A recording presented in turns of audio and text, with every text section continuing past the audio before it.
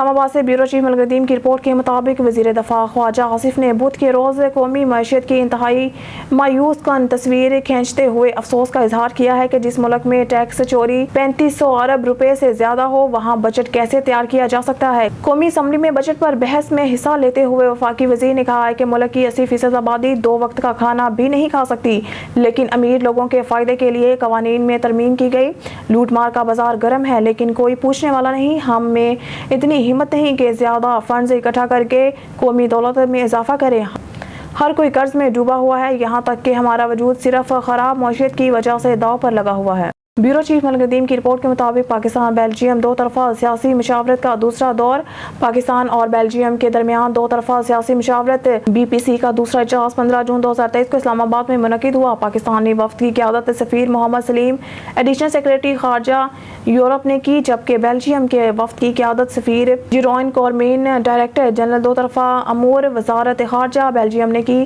دونوں فریقوں نے 2 طرفہ تعلقات کے تمام پہلوؤں کا جائزہ لیا اور اگلے سال کے لیے 2 طرفہ مصروفیات اور تعاون کا ایجنڈا طے کیا۔ انہوں نے اقوام متحدہ سمیت بین الاقوامی فورمز پر تعاون اور اہم علاقائی اور عالمی پیش رفت پر بھی تبادلہ خیال کیا۔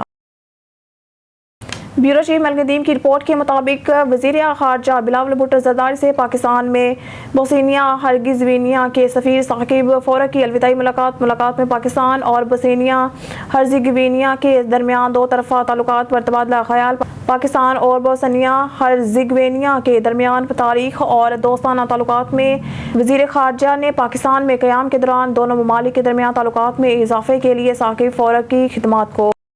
بیورو چیف ملک ندیم کی رپورٹ کے مطابق دی کوپ اینڈ گلوبل کلائمیٹ پالیسی سے ملاقات کی۔ انہوں نے green frame work engagement agreement کے تحت مشترکہ ایکشن پلان کا تبادلہ کیا، جو قابل تجدید توانائی اور گرین ٹرانزیشن میں مشترکہ اقدامات اور منصوبے کے لیے مرحلہ طے کرے گا۔ بیورو چیف ملک ندیم کی رپورٹ کے مطابق چین اور پاکستان کے درمیان فوجی تعاون وسیع اور گہرا ہے۔ پاکستان میں موجودہ سیاسی اور اقتصادی ہلچل کے باوجود پاکستان اور چین کے فوجی تعلقات میں عدم استحکام کا امکان نہیں ہے۔ چین اور پاکستان کے درمیان باہمی تعاون کی گہرائی کا اندازہ اس بات سے لگایا جا سکتا ہے کہ وانگ یی، جو کہ چین کے سابق وزیر خارجہ تھے اور اب کمیونسٹ پارٹی آف چائنا کے دفتر خارجہ امور کمیشن کے ڈائریکٹر ہیں، واضح طور پر کے باوجود پاکستان جاری گھریلو بحران کی شدت بیجنگ پاکستانی خود مختاری علاقائی عالمی استحکام اور اتحاد کے ساتھ مضبوطی سے کھڑا ہے۔